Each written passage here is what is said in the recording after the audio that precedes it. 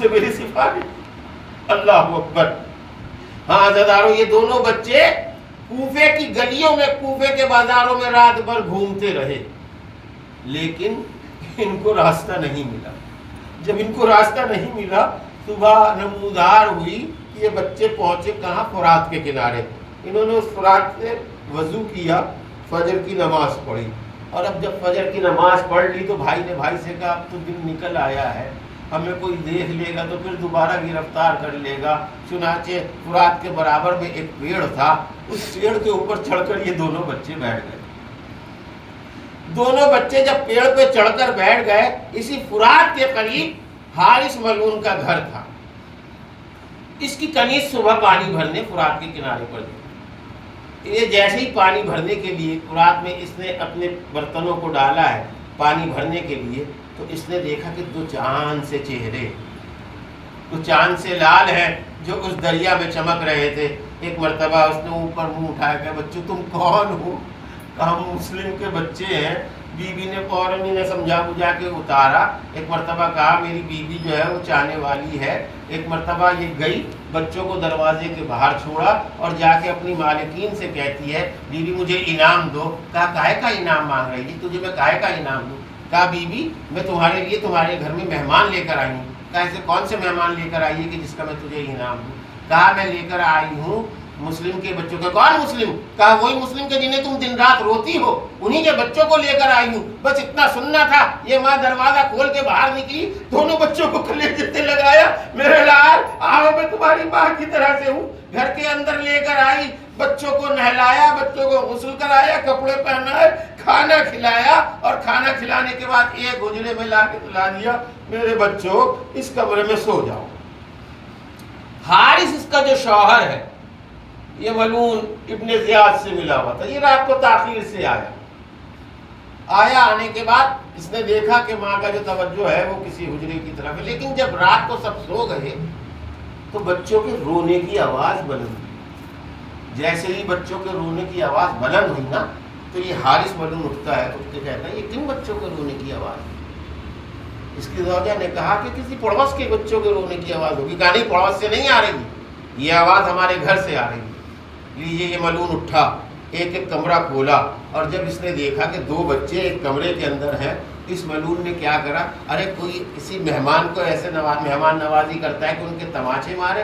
اس نے جا کے ان بچوں کے تماچے مارے، اور تماچے مارنے کے بعد ان کی جو زلفیں تھی نا، دونوں بچوں کی زلفیں ایک ساتھ میں مل جا، اور اس کے بعد انہیں چھوڑ کے تالا لگا کے نکل گیا۔ اور نکلنے کے بعد ایک مرتبہ صبح ہوئی، اور صبح ہونے کے بعد ایک مرتبہ کہتا ہے کہ میں ان بچوں کو لے جا رہا ہوں اور انہیں قتل کروں گا۔ ایک مرتبہ ماں کہتی ہے تو انہیں قتل کر کے کیا کرے گا؟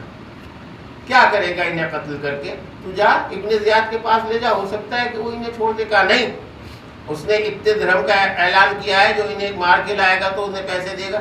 کہ لیکن اس پیسے کا تو کیا کرے گا؟ کہا تم لوگوں کے کام آئیں گے۔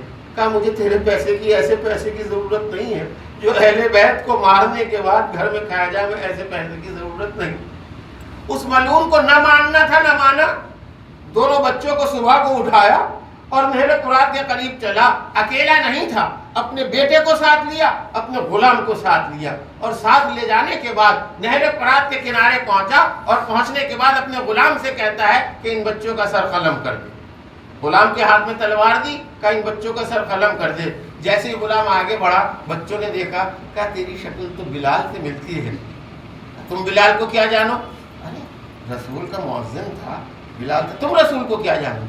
تمہیں کیا پتا رسول کون ہے؟ کہا تجھے نہیں پتا، تو علی کو جانتا ہے، فاطمہ کو جانتا ہے، ارے ہم مسلم کے بیٹے ہیں۔ جیسے ہی انہوں نے کہا کہ ہم مسلم کے بیٹے ہیں، اس غلام نے تلوار پھینکا اور خود کو فرات میں گرا دیا، اور فرات میں گرانے کے بعد واہ حسین واہ حسین کہہ کے کبھی ڈوبتا تھا کبھی ابھرتا تھا، لہذا وہیں ڈوب کر وہ مر گیا۔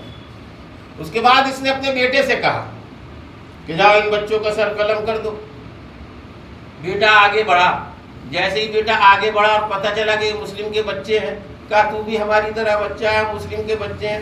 یہ بھی چاہنے والا تھا، کیونکہ ماں چاہنے والی تھی اس لیے بیٹا بھی چاہنے والا تھا۔ ماں کا اثر بیٹے کے اوپر بہت زیادہ ہوتا ہے۔ اس نے کہا، تلوار کو پھینکی اور جنگل کی طرف نکل گیا۔ کہا کہ میں تیرا باپ ہوں، تجھے حکم دیتا ہوں. کہا اہل بیت کے لیے اگر تو ہم پہ حکم دے گا تو ہم تیرا حکم ماننے کے لیے تیار نہیں ہے. بیٹا جنگلوں کی طرف نکل گیا.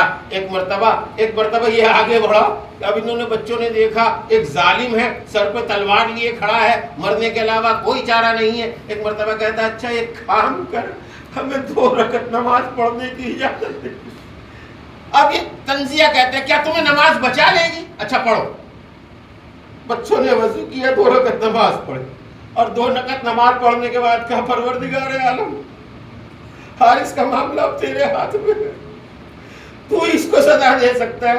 حارث ملعون نے دونوں بچوں کو جب قتل کرنا چاہا تو بڑا بیٹا آگے بڑھا. بڑھنے کے بعد کہتا ہے کہ پہلے مجھے قتل کر دے. کہا کیوں؟ تجھے کیوں پہلے قتل کر دوں؟ کہا جب میں گھر پہ چلا تھا ماں نے اس چھوٹے بھائی کو میرے ہاتھ میں دیا تھا، کہا تھا اپنے بھائی کا خیال رکھنا. عزادارو، اس نے دونوں بچوں کو قتل کیا اور قتل کرنے کے بعد ایک مرتبہ دونوں کی زلفوں کے سروں کو پکڑا اور ابن زیاد کے دربار میں گیا. اتنا سخی القلب ابن زیاد، اتنا سنگ دل ابن زیاد، جیسے ہی بچوں کے سروں کو دیکھا، دیکھنے کے بعد کہتا ہے کہا اے حارث، ارے تجھے ذرا سا بھی شرم نہیں آئی ان دونوں بچوں کو ذبح کرتے ہوئے، ان دونوں بچوں کو قتل کرتے ہوئے؟ انہوں نے کہا نہیں، تو نے کہا تھا. کہا نہیں، میں نے تو تجھ سے یہ نہیں کہا تھا کہ بچوں کو قتل کر دینا، بلکہ میں نے تو زندہ بلایا تھا. ایک مرتبہ اس نے دربار میں اعلان کیا ہے کوئی شخص جو اس حارث کو جا کر اسی جگہ قتل کرے جہاں اس نے ان بچوں کو قتل کیا تھا. ہاں عزادارو، ایک شخص اٹھا اور اٹھنے کے بعد حارث کو پورے کوفے میں بلایا. کوفے والو، ارے یہ وہ شخص ہے جس نے مسلم کے یتیموں کو شہید کیا ہے، قتل کیا ہے. اور اس کے بعد وہ خود کہتا ہے کہ جب فرات کے کنارے پہنچا ہے، کہتا میں نے دیکھا وہ جو مٹی ہے ان بچوں کے ایریوں کے رگڑ کے نشان، وہ دیکھ کے برداشت نہیں کر سکا. واہ حسینہ، واہ مصیبتہ.